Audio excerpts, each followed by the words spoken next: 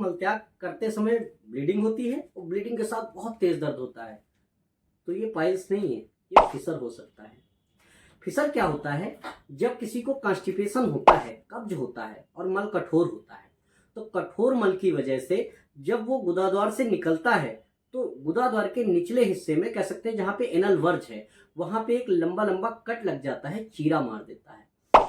उस चीरे से ब्लीडिंग भी होती है और दर्द भी होता है, बड़ा भयानक सा दर्द होता है। जब भी मलत्याग के लिए जाते हैं ऐसा लगता है कि जैसे कोई कैंची से काटे दे रहा है। और ये दर्द यहीं पर नहीं रुकता, मलत्याग के बाद काफी देर तक होता रहता है, कई बार तो दिन भर होता रहता है। एक पोजीशन में बैठने में अनकंफर्टेबल महसूस होता है, लगातार पोजीशन बदलनी पड़ती है, पूरा दिन दिमाग ऐसा रहता है कि वहीं पर रखा है जहाँ पे दर्द हो रहा है, पूरा दिन वहीं पर दिमाग लगा रहता है। चिड़चिड़ापन आ जाता है, कोई कुछ कहता है, गुस्सा आती है। और कह सकते हैं कि दवाएं खाने से ये ठीक नहीं हो रहा। उसका मेन कारण ये है कि ज्यादातर लोग फिसर के समस्या में पाइल्स का इलाज करते रहते हैं। भैया जब समस्या दूसरी है और इलाज दूसरा है तो समस्या कैसे ठीक होगी? तो अगर ऐसे किसी समस्या से आप परेशान हैं तो बिल्कुल परेशान होने की जरूरत नहीं, इसे बिल्कुल आसानी से दवाओं के माध्यम से ठीक किया जा सकता है। कुछ जीवन शैली में बदलाव करें, कुछ खान पान में बदलाव करें और कुछ दवाएं ले लें। अगर मलत्याग के बाद तीव्र दर्द होता है, बहुत तेज दर्द होता है, जलन पड़ती है, तो आप सिट्स बाथ लें। सिट्स बाथ क्या है, हल्का सा गुनगुना पानी लें, एक टब में ले लें और उसमें 2 चुटकी फिटकरी डालें या बीटाडीन का सोल्यूशन डाल सकते हैं और उसमें बैठे 5 से 10 मिनट।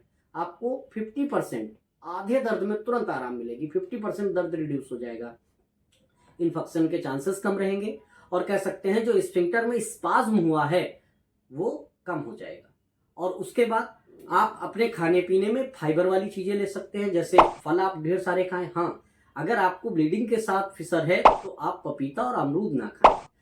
पनीर और नॉनवेज और मैदे से बनी चीजें, ऐसी चीजें जो कॉन्स्टिपेशन कॉज करती हैं, उनको नहीं खाना चाहिए। फिर क्या खाएं, जैसे एप्पल खा सकते हैं, संतरा खा सकते हैं और आप कीवी खा सकते हैं, अनानास खा सकते हैं, ये सारे फल खूब आप खा सकते हैं।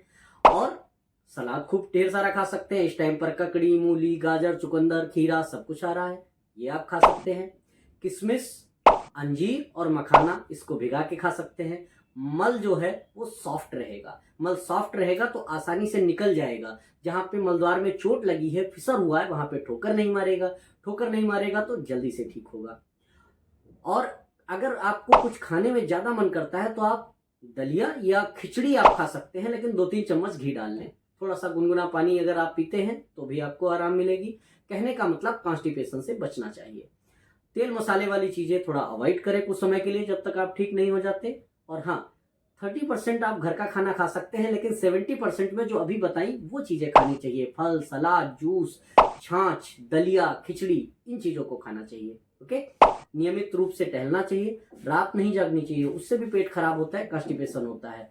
और हाँ, कभी भी कहीं भी ऐसी, जैसे पनीर के बारे में हम बात करें, शादी में जाते टाइम लोगों के मन में एक लालच जाग जाता है, ढेर सारा पनीर खा लेते हैं या नॉनवेज ढेर सारा खा लेते हैं। ये मुख्य कारणों में से एक है।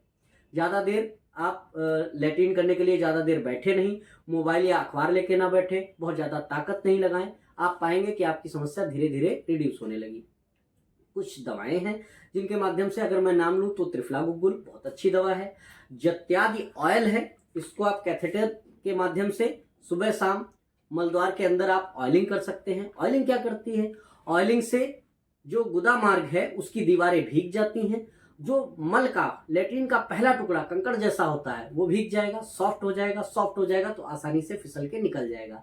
ऑयलिंग 2 बार करनी चाहिए, एक बार रात को सोते समय और एक बार सुबह मलत्याग से 20 मिनट या आधा घंटा पहले। रात को सोते समय जब आप करेंगे तो जो दीवारें भीगेंगी उसमें जहां पर चोट है, जहां पे कट है, जहां पे चीरा लगा है, उसको ठीक करने में हेल्प करेगा। और सुबह जब आप ऑयलिंग करेंगे तो जो मल निकल रहा है उसको ढीला करेगा और दीवारें चिकनी करेगा, ताकि वो फिसल के निकले, दोबारा चोट ना मारे। हाँ, अगर आप ऐसी किसी समस्या से पीड़ित हैं, परेशान हैं, तो नीचे दिए गए नंबर पर हमें कांटेक्ट कर सकते हैं। ये बीमारी बिल्कुल ठीक हो सकती है और इसमें आपको और ज्यादा दर्द सहने की जरूरत बिल्कुल नहीं है।